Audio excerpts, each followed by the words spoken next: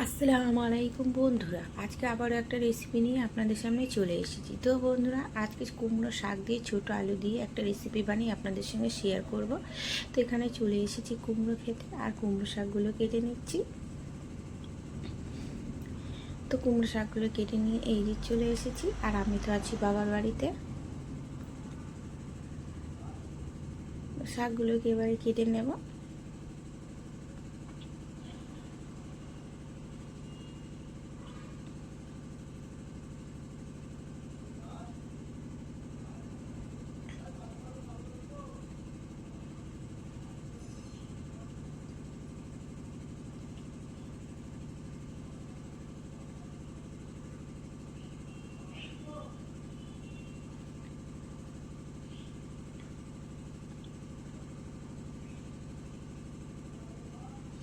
তো এরকম টাটকা টাটকা কুমড়ো শাক কিন্তু ছোটো আলু দিয়ে রান্না করলে খুবই ভালো লাগে গরম ভাতের সঙ্গে বন্ধুরা। আর আমার বাবারা তো চাষ করে, আপনারা তো জানেন। তো এদিকে আমার কুমড়োর শাকটা বাছা হয়ে গেছে। এবারে এই যে ছোট ছোট আলুগুলো কেটে নেব। শাকে কিন্তু বড় আলুর থেকে ছোট ছোট আলু দিলে কিন্তু ভালো লাগে। তো এই যে আলুগুলোকে আমি এইভাবে কেটে নেব। তো কুমড়ো শাক আলু আমার খুব ভালো করে এই যে কাটা হয়ে গেছে। এইদিকে আমি কড়াটা বসিয়ে দিলাম, আর কড়াটা গরম হয়ে গেছে। দিয়ে দিলাম পরিমাণ মতো সরিষার তেল। তেলটা আমার গরম হয়ে গেছে। ফোড়নে দিয়ে দিলাম 2টা শুকনো লঙ্কা আর অল্প করে একটু গোটা জিরে। তো ফোড়নটা একটু নাড়াচাড়া করে নিয়ে দিয়ে দেবো পেঁয়াজ কুচি। তো পেঁয়াজ কুচিটা দিয়ে একটু নাড়াচাড়া করে নেব।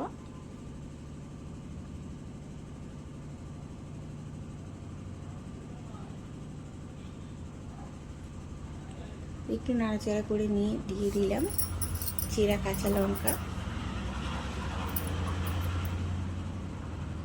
তো সব কিছু খুব ভালো করে নাড়াচাড়া করে নিলাম। তারপরে দিয়ে দিলাম ওই যে কেটে ধুয়ে রাখা আলুগুলোকে দিয়েও পেঁয়াজের সঙ্গে খুব ভালো করে একটু নাড়াচাড়া করে নিলাম, মানে ভাজা ভাজা করে নিলাম।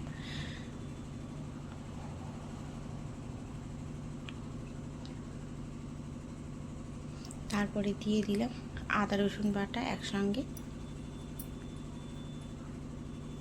আদা রসুন বাটা দেওয়ার পরে সব কিছু খুব ভালো করে ভাজা ভাজা করে নেওয়ার পরে এবারে দিয়ে দিচ্ছি সব কিছু গুঁড়ো মশলা। তো প্রথমে দিয়ে দিলাম হলুদ গুঁড়ো, জিরে গুঁড়ো, ধনে গুঁড়ো, আর কালারের জন্য অল্প করে একটু কাশ্মীরি লঙ্কার গুঁড়ো। সব কিছু দিয়ে খুব ভালো করে নাড়াচাড়া করে নেব।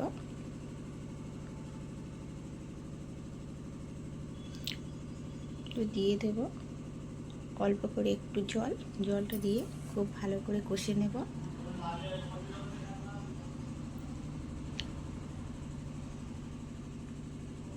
খুব ভালো করে কষানো হয়ে গেছে, আর আমার মশলা থেকে তেলও ছাড়তে শুরু করেছে। তারপর ওপর থেকে দিয়ে দিলাম কুমড়ো শাক আর স্বাদ মতো লবণ দিয়ে খুব ভালো করে নাড়াচাড়া করে নেব।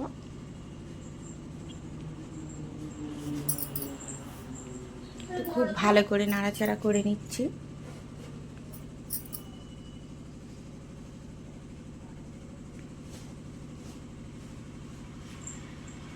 তো খুব ভালো করে আমার সব কিছু মেশানো হয়ে গেছে, মানে মেশানো কমপ্লিট। এবার উপর থেকে ছড়িয়ে দেব একটু চিনি। তারপরে এই যে একদম রেডি ছোট আলু দিয়ে কুমড়ো শাকের রেসিপি। তো আমার এই রেসিপিটা যদি আপনাদের ভালো লেগে থাকে তাহলে অবশ্যই লাইক, কমেন্ট, শেয়ার, সাবস্ক্রাইব করে আমার পাশে থাকবেন। দেখা হচ্ছে অন্য কোনো রেসিপির সঙ্গে। আজকের মতো আল্লাহ হাফেজ।